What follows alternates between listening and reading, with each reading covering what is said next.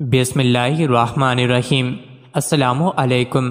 روزانہ واقعات سننے کے لیے اس چینل کو ضرور سبسکرائب کریں۔ حضرت دادا گنج بخش رحمۃ اللہ علیہ فرماتے ہیں کہ ایک مرتبہ مجھے ایک مشکل پیش آ گئی، لیکن ہزار کوشش کے باوجود مشکل حل نہ ہوئی۔ اس سے پہلے بھی مجھے ایک مشکل پیش آئی تھی تو میں نے حضرت شیخ بایزید رحمۃ اللہ علیہ کے مزار شریف پر حاضری دی اور وہ مشکل حل ہو گئی۔ اس بار میں نے ارادہ کیا کہ وہاں حاضری دوں، چنانچہ میں نے 3 مہینے تک مزار مبارک پر چلہ کشی کی تاکہ یہ مشکل حل ہو جائے۔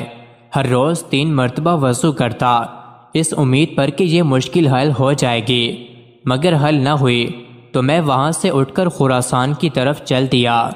ایک رات خراسان کے ایک گاؤں میں پہنچا۔ وہاں ایک خانگاہ تھی جس میں صوفیوں کی ایک جماعت موجود تھی۔ میرے جسم پر ایک گھڑدری اور سخت قسم کی گدڑی تھی۔ مسافروں کی طرح میرے پاس کوئی سامان بھی نہ تھا سوائے ایک لاٹھی اور لوٹے کے۔ صوفیوں نے مجھے اس حال میں دیکھ کر نفرت کا اظہار کیا اور مجھے بالکل شناخت نہ کیا۔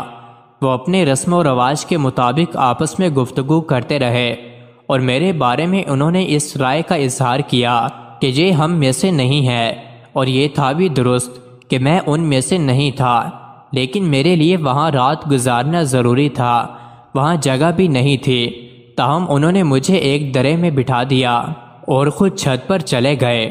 انہوں نے اوپر سے ایک جلی ہوئی سوکھی روٹی میرے لیے پھینکی اور میں ان کھانوں کی خوشبوئیں سونگھ رہا تھا جنہیں وہ کھا رہے تھے، اور ساتھ ساتھ مجھ پر آوازیں بھی کس رہے تھے۔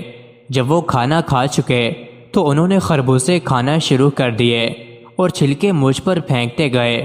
انہوں نے خوب میری بے قدری کی اور میں اپنے دل میں کہہ رہا تھا، اے رب کریم، اگر میں تیرے محبوبوں کا لباس پہننے والوں میں سے نہ ہوتا تو میں ان سے علیحدہ ہو جاتا۔